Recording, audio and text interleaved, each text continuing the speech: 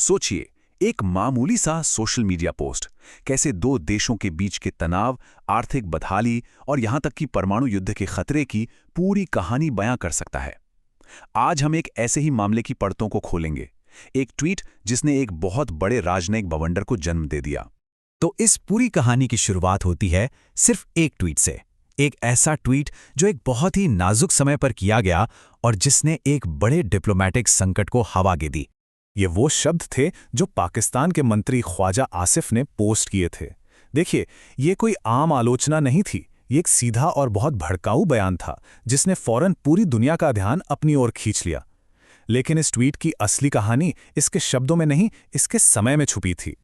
और जैसे ही ये ट्वीट आया, इजराइल की तरफ से जवाब भी फौरन आ गया, और जवाब इतना सख्त था कि ख्वाजा आसिफ को अपना ट्वीट तुरंत डिलीट करना पड़ा। लेकिन हम सब जानते हैं, इंटरनेट पर कही गई बात कभी पूरी तरह से गायब नहीं होती। नुकसान तो हो चुका था, और पाकिस्तान के लिए ये एक बड़ी शर्मिंदगी का पल था, खास तौर पर तब जब वो दुनिया के सामने अपना एक बिल्कुल अलग चेहरा पेश करने की कोशिश कर रहा था। और यहीं से कहानी में एक अजीब सा मोड़ आता है। ये ट्वीट उस वक्त आया जब पाकिस्तान दुनिया की नज़रों में एक शांति दूत की भूमिका निभाने की कोशिश कर रहा था। ये एक ऐसा विरोधाभास है जो अपने आप में कई सवाल खड़े करता है। तो सवाल ये उठता है कि आखिर उस वक्त पाकिस्तान में चल क्या रहा था? ऐसी कौन सी परिस्थितियां थीं जिनके बीच ये भड़काऊ बयान सामने आया? जवाब सच में काफी हैरान करने वाला है। उस समय इस्लामाबाद में एक इंटरनेशनल पीस समिट यानी एक अंतर्राष्ट्रीय शांति शिखर सम्मेलन चल रहा था। और मजे की बात यह है कि पाकिस्तान अमेरिका की मौजूदगी में ईरान और इजराइल के बीच युद्ध विराम की मध्यस्थता करने की कोशिश कर रहा था। जी हां, जिस देश पर वो सोशल मीडिया पर हमला कर रहे थे, उसी के साथ शांति की बात करने की कोशिश भी चल रही थी। इस तथाकथित शांति वार्ता में सभी बड़े खिलाड़ी मौजूद थे, सिवाय एक के, इजराइल, जिसने इसमें शामिल होने से ही मना कर दिया था। जरा स्थिति को सोच कर देखिए, मेजबान देश उसी पक्ष पर सरेआम हमला कर रहा है जो बातचीत का सबसे अहम हिस्सा है और जो वहां मौजूद तक नहीं है। तो दिमाग में एक ही सवाल आता है, आखिर क्यों? पाकिस्तान इतना बड़ा जोखिम क्यों ले रहा था? इस मध्यस्थता के पीछे असली मकसद क्या था?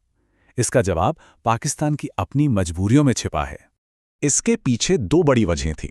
पहली, अपनी अंतर्राष्ट्रीय इमेज को सुधारना और खुद को एक अहम खिलाड़ी के तौर पर दिखाना, और दूसरी, जो शायद सबसे ज्यादा जरूरी थी, वो थी अपनी डूबती हुई अर्थव्यवस्था को बचाना, जो उस इलाके की अस्थिरता की वजह से पूरी तरह चरमरा गई थी।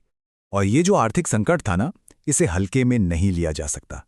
जब किसी देश की अर्थव्यवस्था बिल्कुल कगार पर हो, तो वो ऐसे हताश कदम उठा सकता है जिन्हें समझना मुश्किल हो जाता है। इस संकट की गहराई का अंदाजा इन आंकड़ों से लगाइए।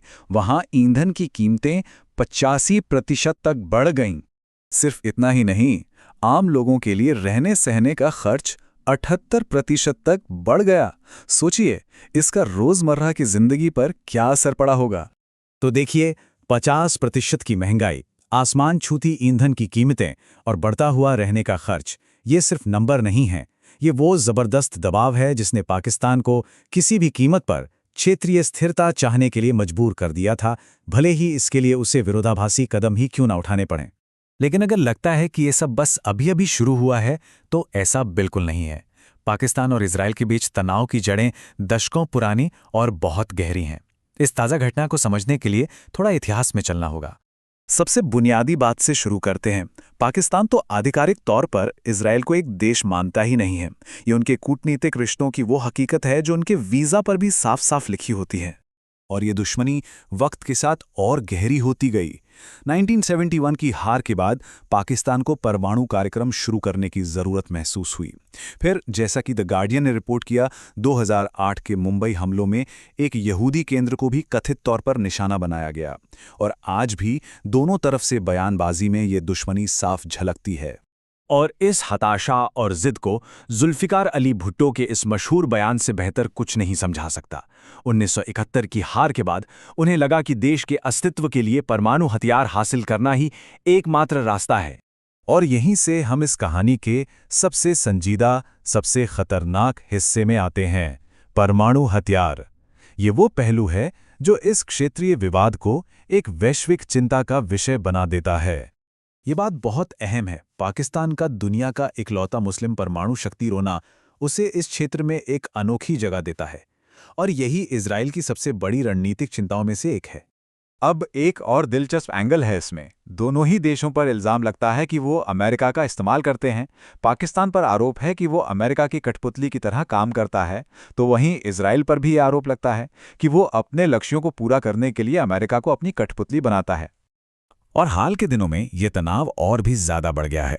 इकोनॉमिक टाइम्स जैसे स्रोतों में दावा किया गया है कि पाकिस्तान ने इजराइल को परमाणु मिसाइलों की धमकी दी। इसके जवाब में ऐसी खबरें भी आई हैं कि इजराइल पाकिस्तान के इस्लामिक परमाणु बम पर हमले की योजना बना रहा है। तो आखिर में हम एक बहुत ही गंभीर सवाल पर आकर रुकते हैं। जब दो परमाणु शक्ति वाले देश हाई अलर्ट पर हैं और एक दूसरे को धमकियां दे रहे हैं, तो क्या दुनिया एक नए और अनसोचे परमाणु संघर्ष की दहलीज पर खड़ी है? इसका जवाब फिलहाल सिर्फ वक्त के पास ही है।